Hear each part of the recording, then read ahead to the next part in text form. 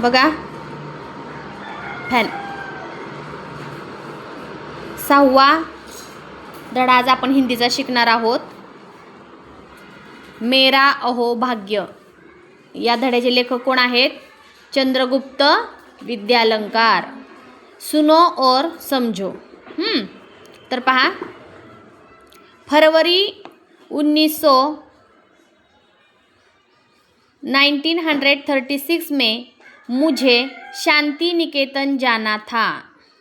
वहाँ एक साहित्यिक कार्यक्रम होने वाला था. पहिलं वाक्य काय म्हटलंय? फरवरी म्हणजे मराठीत काय? फेब्रुवारी. 1936 में मुझे शांति निकेतन जाना था. वहाँ एक साहित्यिक कार्यक्रम होने वाला था. मैं बहुत ही उल्लसित था क्योंकि उस कार्यक्रम की अध्यक्षता स्वयं गुरुदेव रविंद्रनाथ जी करने वाले थे. कौन थे अध्यक्ष? गुरुदेव रवींद्रनाथ टागोर.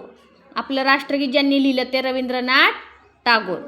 निश्चित दिन कोलकाता से हम बहुत सारे लोग शांति निकेतन के लिए रवाना हुए. लगभग 1 दर्जन हिंदी वालों का यह दल शांति निकेतन के सुंदर अतिथि भवन में ठहराया गया. म्हणजे जेव्हा लेखक तिथं गेलेत तेव्हा खूप सारे लोक, खूप जण त्या शांति निकेतनला कार्यक्रमासाठी आलेले होते. 1 दर्जन हिंदी वालों का यह दल. 1 दर्जन म्हणजे किती? 1 दर्जन, डझन. डझनला हिंदीमध्ये दर्जन म्हणतात. मग किती 1 डझन म्हणजे 12 लोकांचा दल त्या शांतिनिकेतनच्या भवनमध्ये ठहराया गया म्हणजे थांबवलं गेलं होतं त्यांना. यह अतिथि भवन अशोक वृक्षों के सघन उपवन के बीचों बीच बनाया गया था. शांतिनिकेतन कहाँ बनाया गया था? अशोक वृक्षों के सघन उपवन के बीचों बीच. बहुत ही सुंदर, बड़ी और अच्छी इमारत थी वह. जैसा सोचा था वैसा ही पाया. ऊपर की मंजिल के एक कमरे में हमें ठहराया गया. कमरे के बाहर एक विस्तृत बरामदा था. बरामदे में खड़े, बरामदा म्हणजे गॅलरी. थोडक्यात काय? गॅलरी असते ना आपल्या घराला, त्याला बरामदा म्हणायचं.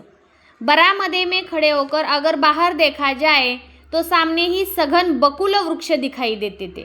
कौन सा वृक्ष दिखाई देता था? बकुल म्हणजे बकुळीचे झाड. आपण बकुळ म्हणतो त्याला. हिंदीमध्ये ळचा उच्चार ल होतो. काय होतो? ल, बकुल.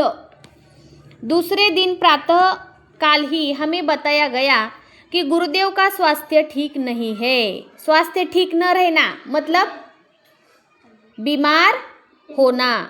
वो बीमार पड़ गए थे. कौन? गुरुदेव रविंद्रनाथ टागोर. अतः कार्यक्रम की बैठक में वे नहीं आ पाएंगे. मैं बहुत निराश हो गया. तथापि हमें जब यह मालूम पड़ा कि उनके डॉक्टर ने हम लोगों को केवल 15 मिनटों का समय दिया है जिसमें गुरुदेव के दर्शन तथा उनके साथ संक्षिप्त वार्तालाप भी हो सकता है, तब हमारी खुशी का ठिकाना न रहा. लेखक के खुशी का ठिकाना क्यों नहीं रहा? प्रश्न विचारला जाऊ शकतो इथं. का? क्योंकि उनके डॉक्टर ने उन्हें 15 मिनट उनसे मिलने के लिए समय दिया था. 15 मिनट में आप बातचीत कर सकते हो रविंद्रनाथ जी से. ऐसा जब डॉक्टर ने कहा तब लेखक का खुशी का ठिकाना म्हणजे त्यांना खूप आनंद झाला. खुशी का ठिकाना न रहना म्हणजे काय? खूप आनंद होणे. हम बेसब्री से उस क्षण का इंतजार करने लगे. बेसब्री म्हणजे खूप तळमळीनं. बेसब्री म्हणतात त्याला, अत्यंत तळमळीनं. मध्याह्न के बाद गुरुदेव की भेट हुई. मध्याह्न म्हणजे दुपारी 12च्या नंतर. करीब 4 बजे होंगे. गुरुदेव की धारणा थी कि कुछ 2-3 आदमी ही होंगे. पर जब उन्होंने हम 14 जनों को देखा. किती जण गेलते मग? 14 जण गेले होते.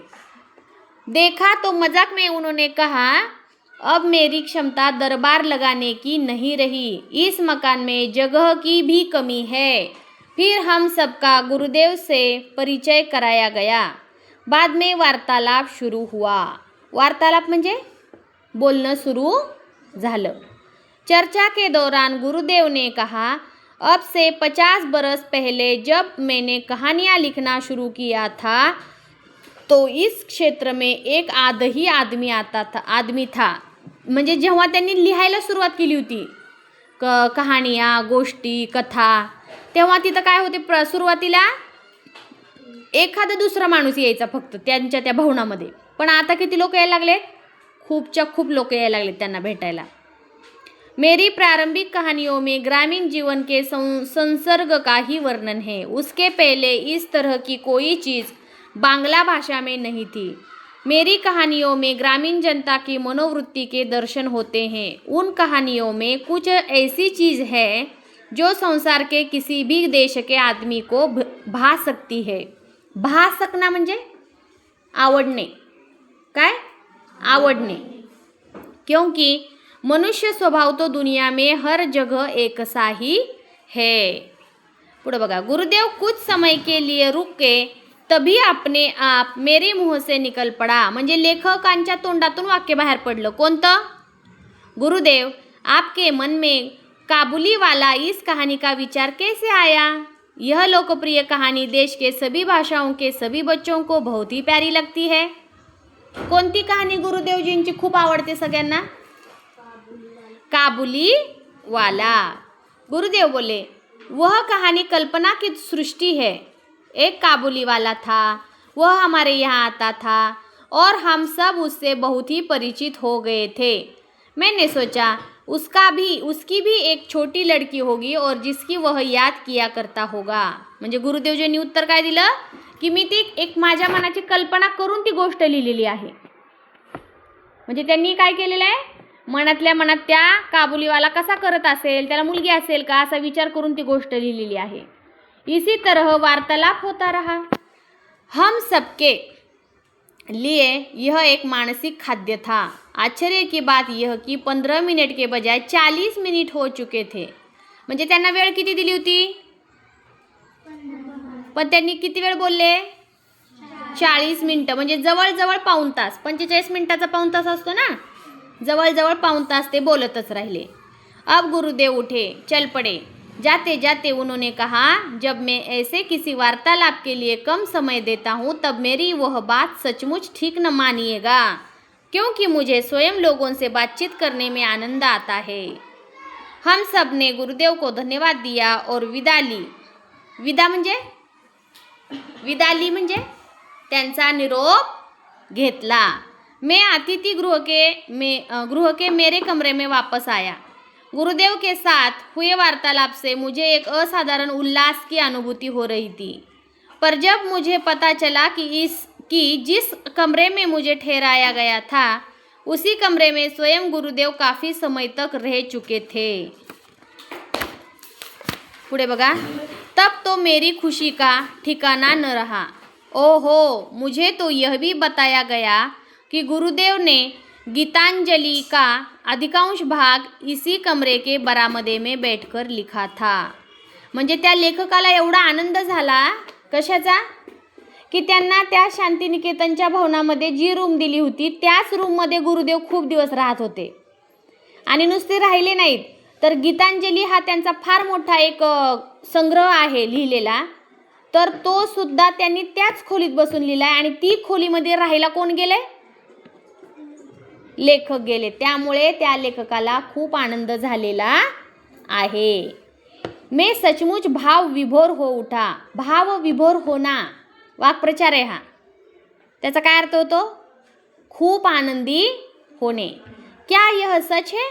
मेरा अहोभाग्य था कि मैं उसी कमरे में ठहरा था जिसमें नोबल पुरस्कार प्राप्त गीतांजलि रची गई थी.